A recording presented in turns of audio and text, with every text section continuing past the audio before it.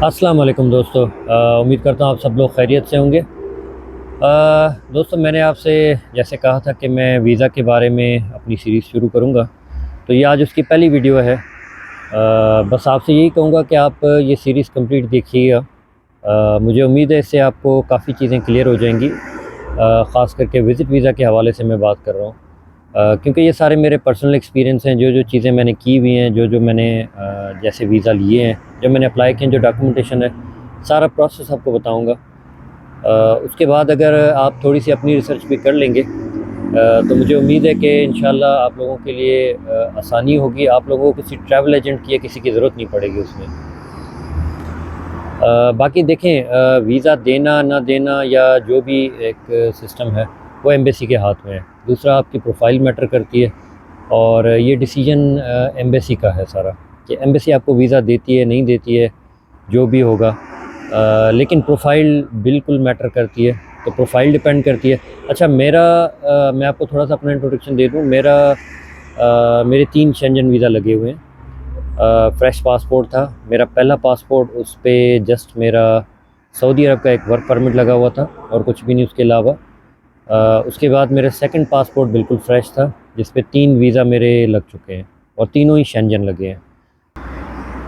पहला वीज़ा मैंने 2021 में ट्राई किया था, कोविड के ख़त्म होने के बाद ही एकदम से वो मुझे वीज़ा मिल गया था, लेकिन अनफॉर्चुनेटली मैं उस पर ट्रैवल नहीं कर सका था। कुछ मेरी लाइफ में ऐसा कुछ हुआ था कि मेरी लाइफ ही पूरी चेंज हो गई थी उसमें, तो मैं ट्रैवल नहीं कर सका। लेकिन फिर मैंने ये किया था कि मैंने एम्बेसी को मेल कर दी थी, मेरे ना जाने का रीज़न बताया था और एम्बेसी का रिप्लाई भी मुझे आ गया था। अच्छा, फिर मैंने सेकंड वीज़ा अपना 2022 में ट्राई किया था। वो वीज़ा भी मुझे मिला। मैंने उसमें एम्बेसी की मेल लगाई, सेम डॉक्यूमेंट लगाया, कुछ आगे पीछे चीज़ें हुई थी वक्त के साथ, वो साथ में लगाई थी।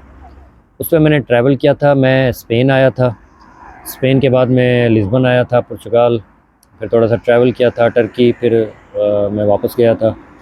17 या 18 डेज़ का मेरा ट्रिप था, वो विद इन वीज़ा लिमिट में वापस गया था।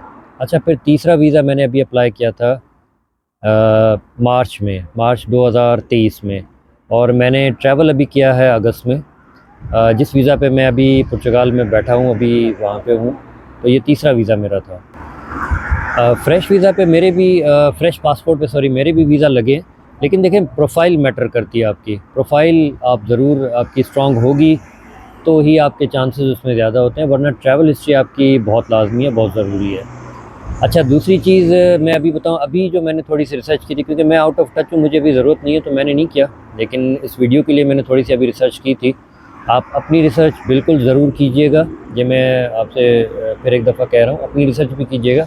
लेकिन मेरे हिसाब से अभी स्पेन के वीज़ा रेशो बेहतर है, जर्मनी का इतना अच्छा नहीं चल रहा, लिथुआनिया का बेहतर चल रहा है, और अगर आप इंग्लैंड की तरफ मूव होना चाह रहे हैं तो वहाँ का भी वीज़ा रेशो अभी कुछ बेहतर जा रहा है। तो ये अभी इस वीडियो के लिए मैंने थोड़ी सी अपनी रिसर्च 1-2 दिन की थी, तो उसमें मुझे यही थोड़ा सा आइडिया हुआ था। अच्छा, फिर एयरपोर्ट पे क्या होता है, फ़र्स्ट टाइम बंदा जाता है तो थोड़ा सा मुश्किल आती है। मैं पहले एक दफ़ा ट्रैवल कर चुका था सऊदी अरब के लिए, लेकिन यूरोप का पहला ट्रिप था। जब मैं 2022 में पहली दफ़ा अपने वीज़ा पे आ रहा था, कराची से मेरी फ़्लाइट थी। बहुत तंग किया उन्होंने मुझे, बहुत तंग किया, बहुत चीज़ें पूछी, बिला वजह खड़ा रखा, लेकिन मैं कॉन्फिडेंस था, खड़ा रहा। मैं अपनी सारी वो चीज़ें तो अभी नहीं शेयर कर सकता आपसे कि उन्होंने कितना तंग किया था, लेकिन उन्होंने तंग किया था। लेकिन आप कॉन्फिडेंट रहें, वहाँ खड़े रहें, आपका वीज़ा जेन्युइन है, आपकी चीज़ें जेन्युइन हैं, तो आप बिल्कुल नहीं घबराएं, आप खड़े रहें अपनी जगह पे, और वो आपको ज़रूर एंट्री देंगे, आपके पासपोर्ट पे एग्ज़िट लगाएंगे, आपको ऑन बोर्ड होने देंगे। तो खैर, वो पहला ट्रिप इस तरह हो गया था। और पहली दफ़ा भी जब मैं स्पेन आया था तो बहुत ईज़िली, जैसे अपने एयरपोर्ट से एक्सपीरियंस करके मैं निकला था। दुबई भी ठीक था।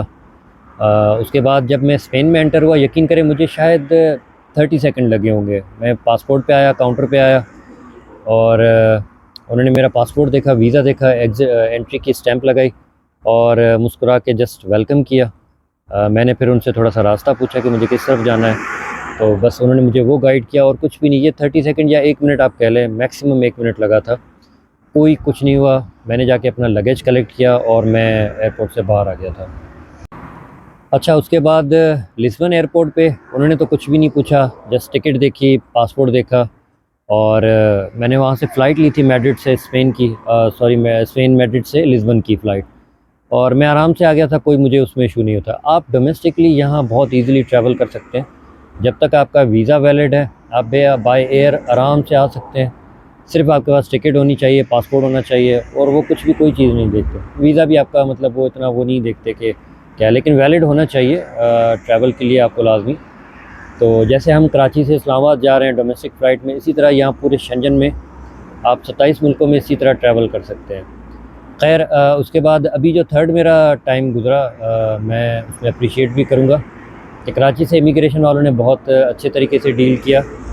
मैं ख़ुद थोड़ा सा हैरान हो रहा था, लेकिन उन्होंने अच्छे तरीके से डीलिंग की, कोई मेरा ज़्यादा टाइम नहीं लगा।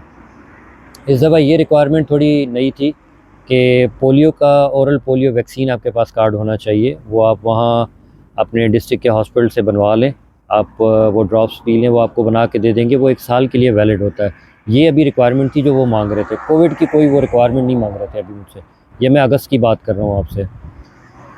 तो खैर आराम से मैं आ गया था। टर्की में इस दफ़ा मैं टर्की से आया था, तो टर्की में थोड़ा सा ये इशू आया था कि जैसे मैं काउंटर पे गया फ़्लाइट के लिए, चेक इन के लिए, तो उन्होंने मेरा पासपोर्ट देखा, वीज़ा देखा, मुझे देखा, फिर वो बंदा अंदर चला गया। मैं देख रहा था सामने, वो आपस में कुछ डिस्कस कर रहे थे, कोई यूवी लाइट लगा रहे थे मेरे वीज़ा पे, कुछ चेक कर रहे थे।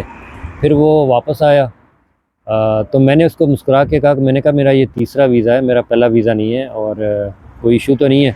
तो उसने कहा नहीं, it's okay, no problem, you can on board. तो फिर वो उन्होंने मुझे आराम से वहाँ से जाने दिया था। स्पेन में पहुँचा। स्पेन इस दफ़ा ये था कि अगस्त में पॉप आ रहा था, यहाँ पे विज़िट था उसका, तो सिक्योरिटी थोड़ी सी थी, तो उन्होंने हमें फ़्लाइट में भी कह दिया था कि आप अपने पासपोर्ट, अपने वो चीज़ें, डॉक्यूमेंट्स अपने हाथ में रखें। तो स्पेन में वो थोड़ा सा चेक कर रहे थे कि आप जो अपने डॉक्यूमेंट्स हाथ में रखें। वो पुलिस वाले खड़े हुए थे ट्यूब के अंदर ही, लेकिन उन्होंने भी तंग नहीं किया, वो जस्ट आपके डॉक्यूमेंट्स देखे और वेलकम किया, और कुछ भी नहीं। हमने लगेज कलेक्ट किया और हम लोग बाहर आ गए थे। उसके बाद लिस्बन में भी थोड़ा सा चेकिंग थी। लिस्बन उन्होंने रोका और पूछा कि आपका ये नाम है? मैंने कहा जी मेरा यही नाम है। तो उसने कहा कि आप पाकिस्तान में किस सिटी से हैं? तो मैंने कहा मैं कराची से हूँ। तो फिर उन्होंने कहा ठीक है, वेलकम। तो असल में पॉप आया हुआ था, थोड़ी सी सख्ती थी, तो उसी वजह से ये इस तरह का इस दफ़ा थोड़ा सा वो कर रहे थे।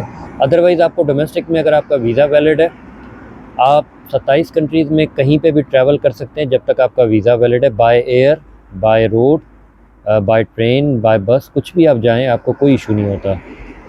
तो ये एक छोटा सा एक्सपीरियंस था इस पहली वीडियो में जो मैंने आप लोगों के साथ शेयर किया, और इंशाल्लाह अगली वीडियो में आपके साथ जो है वो डॉक्यूमेंटेशन में शेयर करूँगा सारे, विज़िट वीज़ा के हवाले से और स्टडी वीज़ा के जो जो डॉक्यूमेंट्स रिक्वायरमेंट होती है एम्बेसी की, वो सारी अगली वीडियो में आपको इंशाल्लाह बताऊँगा।